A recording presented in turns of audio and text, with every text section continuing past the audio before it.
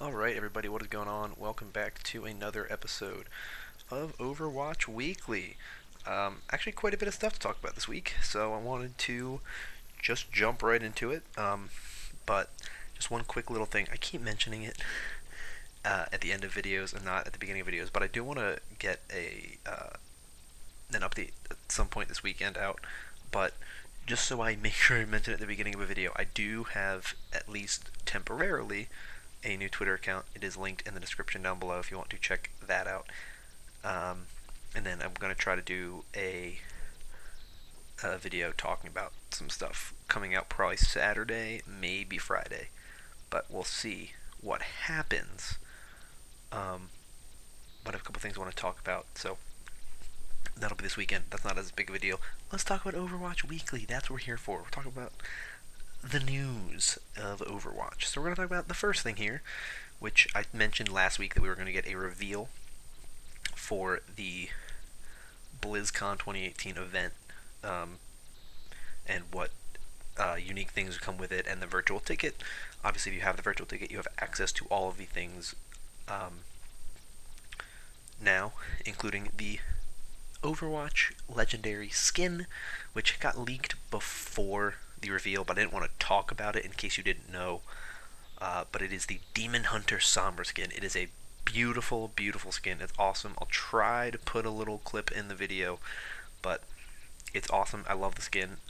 If you have the BlizzCon virtual ticket, you have access to it now. The virtual ticket costs $50. If you do not want to pay for the virtual ticket, don't. There is a point in the BlizzCon blog post that says, very specifically, at the very bottom, the in-game items for Overwatch, StarCraft 2, and StarCraft Remastered will also be available separately in 2019. So do not buy the virtual ticket if you're just going to get it for the Sombra skin. If you did, you can talk to the BlizzCon support, or the Blizzard support. They might refund you. I don't know if they have, but if you did do that, I'll try to get a link to that and put that in the description if I remember to. If I don't, remind me in the comments, but it should be down there if I remembered. But that is that. So the Demon Hunter Sombra skin is awesome. I love it. I want it. I can't wait for it to come out. For people that don't have the virtual ticket, or that just don't have a BlizzCon ticket in general and are going to BlizzCon. But, sorry, haven't fully recovered from being sick yet. Next thing we're going to talk about is a potential change to Pharah. This post is titled, "Are we going to see any Pharah changes soon?" And this comes from Trando on the Overwatch forums. And he says, "Isn't it about time the bird gets her claws back?" Jeff Kaplan responded to this post by saying, if I can pull it up, I don't know why I lost it. This is what happens sometimes. Jeff Kaplan responded, this is awkward. Jeff Kaplan said, "We have been trying some changes to Pharah internally. Some of those changes might make their way to the PTR next week. More details to come later." So this comes from the 13th, I believe. So we could get some changes coming very soon, at some point this week, which this ties into another thing that we believe, or that should be coming soon, which is that there should be another developer update soon. I can never say developer update. Developer update. Dev update. This is just a post. Can we get another developer update? Jeff Kaplan says, "We just recorded a developer update. Should go up next week." This comes from September 14th. We haven't gotten one since Wrecking Ball, so it's been several months since we got one, so we definitely need one. But that is what Jeff is talking about here. So potential Pharah changes and a developer update. I feel like every time I say developer, it sounds wrong. A dev update coming at some point this week, maybe today, maybe tomorrow, maybe Friday. Who knows? But at some point, expect a dev update and some PTR changes, potentially with Pharah changes there. Next, let's talk about the Overwatch World Cup. Of course, there's two things to talk about there. In the description, if you want to read full detail stuff about what happened this past weekend at the Bangkok group stage, you can do that. The TLDR of it is China is going to advance as the number one overall out of that group. They went 5-0, and the team going with them will be Australia, who was 3-2. I believe they lost to Denmark and China. Denmark lost to China and Sweden, and then Sweden must have lost to China and Australia. So those are your two teams. It was a very close stage. It was very interesting. It was really exciting. It's hard to watch when it's at 11 p.m. Eastern for the very first match. I could have watched it because I don't have classes those days, but I just don't like staying up super late to watch that stuff. So I didn't watch a ton of it. I watched about as much as I could.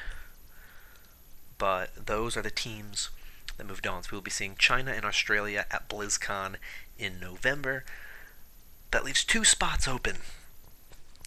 And let's talk about which teams will be fighting for those 2 spots this weekend, starting, I believe, 1 a.m. Pacific on Friday. So 4 a.m. Eastern. And then it'll be 3 a.m. Pacific, 6 a.m. Eastern, Saturday and Sunday. So those are your times. But we have the final group stage, which is the Paris group stage. What countries will be playing in Paris? So let's go down the list. First, we have the United Kingdom team, which we have Christopher, who does not play for any team. There's Smex from NRG Esports, Boombox of the Philadelphia Fusion, Cruz of Toronto Esports, Mikey A of British Hurricane, Kaib of British Hurricane, and KSP of Young and Beautiful.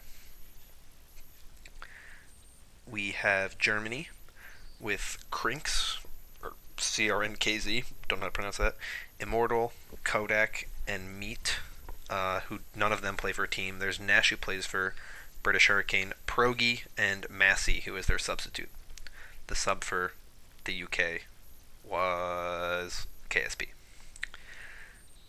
With Poland, there is Danye, Redziak, Shadow, DXTR, Dooku, and Zaizano as your main 6. None of them play for a team, with Matt Waj as their sub, who also does not play for any kind of team.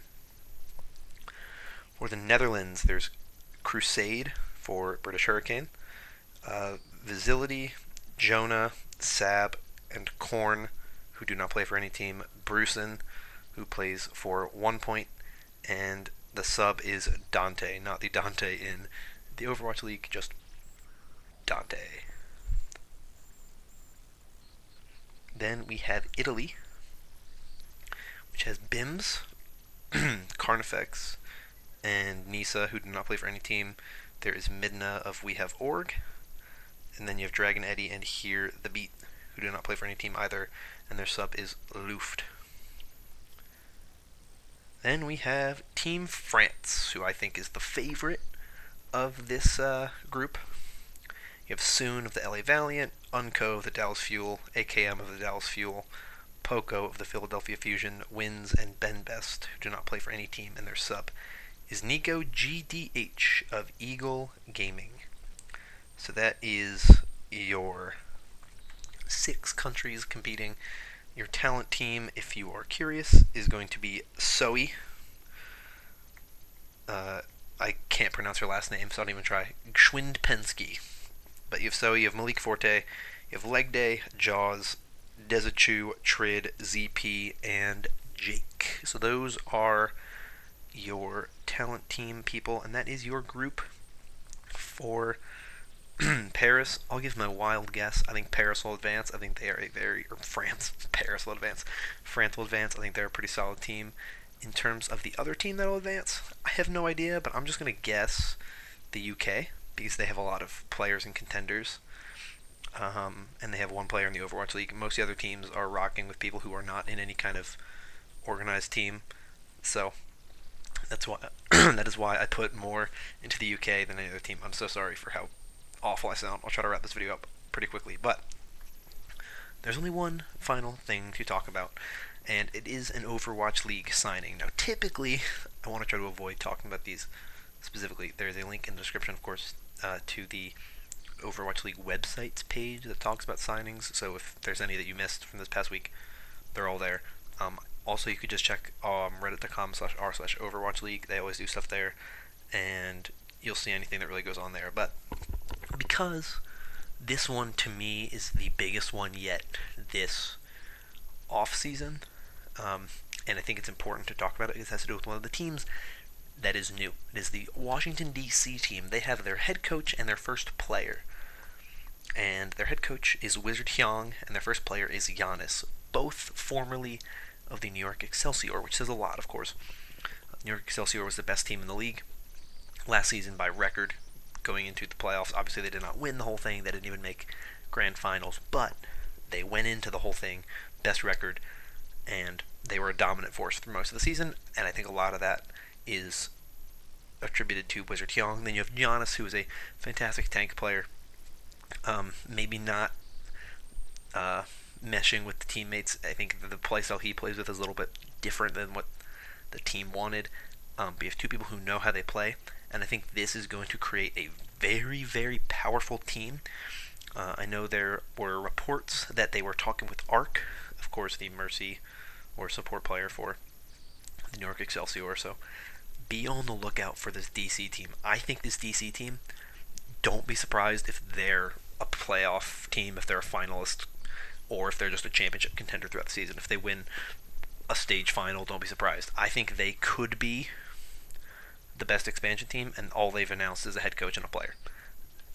Because I think they can draw in talent who have been cut from teams, who maybe are just like not super crazy.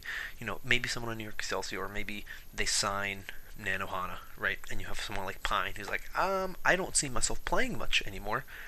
Maybe I just hightail it out and go to the DC team where I'm probably going to play, and I just get traded there, and you know, I'm a starter and I play more, and it's more beneficial for me. It's crazy what this team could be and how much they have already with just a head coach and a player, because they got the best main tank that was available in free agency, and they got the best head coach, and those are two very important roles. So I'm very excited to see what the DC team becomes, but I also have a personal rivalry with Washington DC sports, so part of me is a little bit annoyed that they had to take those two, but there's other moves that were made. I know San Francisco and Houston made a trade. Some other players got traded and whatnot, so if you want to check all that out, in the description, Overwatch League website has a post, but I wanted to talk about this one because I think it's a really big deal going forward, and I think it shows a lot of what we could be seeing with some of these teams. Obviously, there's reports that some are going towards contenders teams and just signing contenders teams and using them as their new team, while others may just be saying, let's just pull this pool of free agents, right? People got cut, and just build a team around that. You know, does Washington end up being a Korean team? Does it end up being a team with Giannis and Shadowburn and all these other players? You know, mistakes. We don't know yet. It's crazy what it could be, so I'm excited to see what happens with this team, but God, I'm going to end this video off here. There's just a spike in audio from me coughing. If you enjoyed, please consider liking and subscribing. It helps the channel out a ton. But that is where this video is going to end. Thank you for watching, and I will see you all next time.